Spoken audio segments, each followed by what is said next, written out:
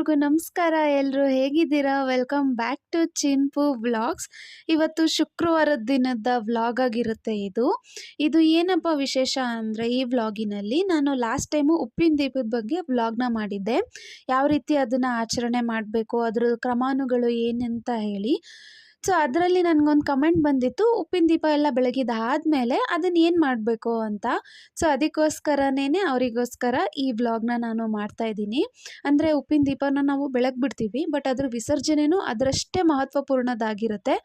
So ಅದಕ್ಕೋಸ್ಕರ ಒಂದು vlog ಮಾಡಿ ತೋರಿಸೋಣ ಅಂತೇಳಿ, ಸಿಂಪಲ್ಲಾಗಿ ಪುಟ್ಟದಾಗಿ ಒಂದು ವ್ಲಾಗಲ್ಲಿ ತೋರಿಸೋಣ ಅಂತೇಳಿ ತೋರಿಸ್ತಾ ಇದ್ದೀನಿ. ಇದು ಶುಕ್ರವಾರದ ದಿನದ ವ್ಲಾಗೇ ಆಗಿರುತ್ತೆ. ಸೊ ಬೆಳಗ್ಗೆನೇ ಮನೆ ಮುಂದೆ ಎಲ್ಲ ಕಸ ಎಲ್ಲ ಗುಡಿಸಿ ನೀರನ್ನ ಹಾಕಿ ತುಳಸಿಗೂ ಅರಿಶಿನ ಕುಂಕುಮ ಎಲ್ಲನೂ ಇಟ್ಟು, ನೋಡಿ ಎಷ್ಟು ಪ್ರಶಸ್ತವಾಗಿ ಕಾಣಿಸ್ತಾ ಇದೆ ತುಳಸಿ ಅಂತ.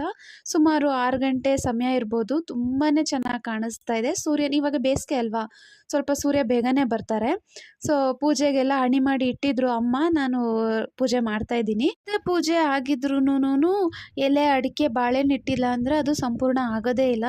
ಸೊ ಪ್ರತಿ ಶುಕ್ರವಾರ ಪೂಜೆಯಲ್ಲೂ ನಮ್ಮ ಮನೆಯಲ್ಲಿ ಎಲೆ ಅಡಿಕೆ ಬಾಳೆಹಣ್ಣ ಇಟ್ಟು ನೈವೇದ್ಯಕ್ಕೆ ಏನಾದರೂ ಒಂದು ಸ್ವೀಟ್ನ ಮಾಡಿ ಅಮ್ಮ ಕೊಡ್ತಾರೆ.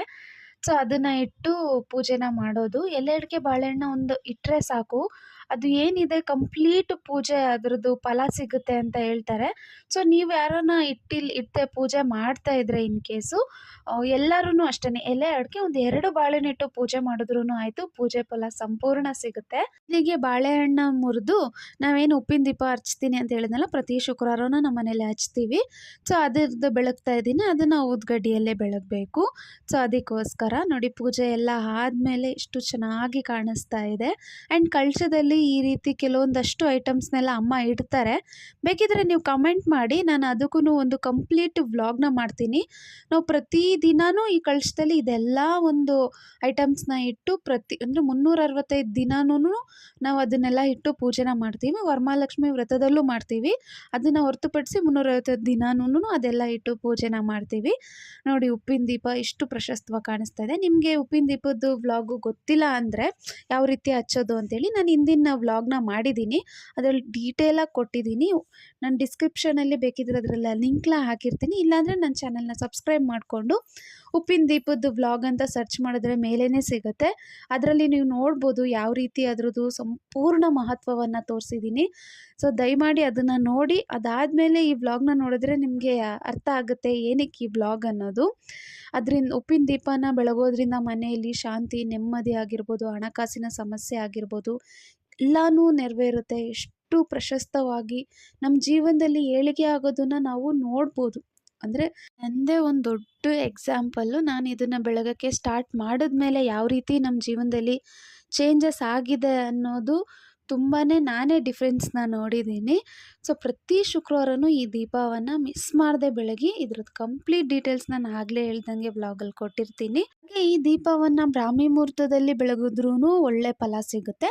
ಇಲ್ಲ ಅಂದರೆ ಬೆಳಗ್ಗೆ ಒಂದು 6 ಗಂಟೆ 7 ಗಂಟೆ 8 ಗಂಟೆ ಒಳಗೇ ಹಚ್ಚಿದ್ರೆ ಉತ್ತಮ.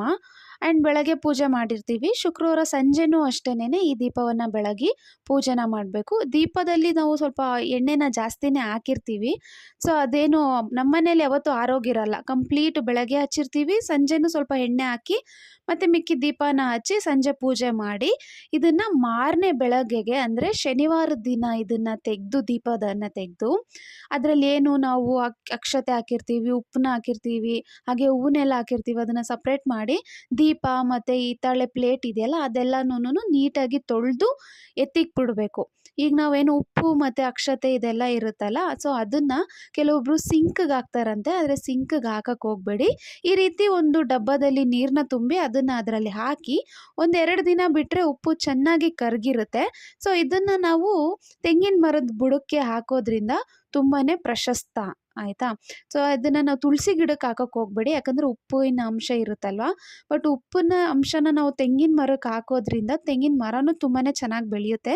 ನಿಮ್ಗೆ ಯಾರಿಗಾದ್ರೂ ಗೊತ್ತಿದ್ದರೆ ತೆಂಗಿನ ಮರದ ಬುಡಕ್ಕೆ ಮೂಟೆ ಅಷ್ಟು ಉಪ್ಪು ಸುರಿತಾರೆ, ಒಳ್ಳೆ ಫಲ ಕೊಡಲಿ ಅಂತ. ಸೊ ಇದನ್ನು ಆ ರೀತಿ ವಿಸರ್ಜನೆ ಮಾಡಿ, ಅಂದರೆ ಇದನ್ನು ಚೆನ್ನಾಗಿ ಕರಗಿಸಿ ಈ ನೀರನ್ನು ತೆಂಗಿನ ಮರದ ಬುಡಕ್ಕೆ ಅರ್ಪಣೆ ಮಾಡಿದ್ರೆ ಆಯಿತು, ಅಷ್ಟೇನೇನೆ. ಇಲ್ಲ ಅಂದರೆ ಯಾವುದನ್ನ ಹರಿಯೋ ನದಿ ಅಥವಾ ನಿಮ್ಮೂರ ಕಡೆ ಹರಿಯೋ ನದಿ ಇದ್ದರೆ ಅಥವಾ ಅಥವಾ ಕೆರೆ ಇದ್ದರೆ ಅದಕ್ಕೆ ವಿಸರ್ಜನೆ ಮಾಡ್ಬೋದು. ಅದರಲ್ಲಿ ಕರಗಿದ್ರೆ ಇನ್ನೂ ಉತ್ತಮವಾದ ಫಲ. ಇವತ್ತು ಶುಕ್ರವಾರ ಆಗಿರೋದ್ರಿಂದ ನಾನು ಟೆಂಪಲ್ಲಿಗೆ ಹೋಗಿದ್ದೆ. ಸೊ ಅದ್ರದ್ದನ್ನು ಇಲ್ಲೇ ಆ್ಯಡ್ನ ಮಾಡಿದ್ದೀನಿ. ಆ್ಯಂಡ್ ಶುಕ್ರವಾರದ ದಿನ ಈ ರೀತಿ ಶಿವಲಿಂಗಕ್ಕೆ ಜೇನುತುಪ್ಪನ ಅರ್ಪಣೆ ಮಾಡಿ ನಾವೇನಾದರೂ ಕೇಳ್ಕೊಂಡ್ರೆ ಅದು ನೆರವೇರುತ್ತೆ ಅನ್ನೋದು ಪ್ರತೀತಿ. ಸೊ ನೀವೂ ಟ್ರೈ ಮಾಡಿ. ಸೋಮವಾರ ಶುಕ್ರವಾರ ಈ ರೀತಿ ಶಿವಲಿಂಗಕ್ಕೆ ಜೇನುತುಪ್ಪವನ್ನು ಅರ್ಪಣೆ ಮಾಡಿ ನಿಮ್ಗೆ ಏನು ಬೇಕು ಮನಸ್ಸಲ್ಲಿ ಏನು ಆಸೆ ಇದೆ ಯಾವ್ದಾರ ಒಂದು ಆಸೆನ ದೇವ್ರ ಹತ್ರ ಬೇಡ್ಕೊಂಡ್ರೆ ಡೆಫಿನೆಟ್ಲಿ ನೆರವೇರಿಸ್ಕೊಡ್ತಾರೆ. ನಾನು ಅದನ್ನು ಪಾಲಿಸ್ಕೊಂಡು ಬಂದಿದ್ದೀನಿ. ನನಗೂ ನಾನು ಅಂದ್ಕೊಂಡಿರೋದೆಲ್ಲ ಸಾಧಿಸಿದ್ದೀನಿ. ಸೊ ಇದು ಕಂಪ್ಲೀಟ್ ಉಪ್ಪಿನ ದೀಪದ ವಿಸರ್ಜನೆ ವ್ಲಾಗ್ ಆಗಿತ್ತು. Thank you so much.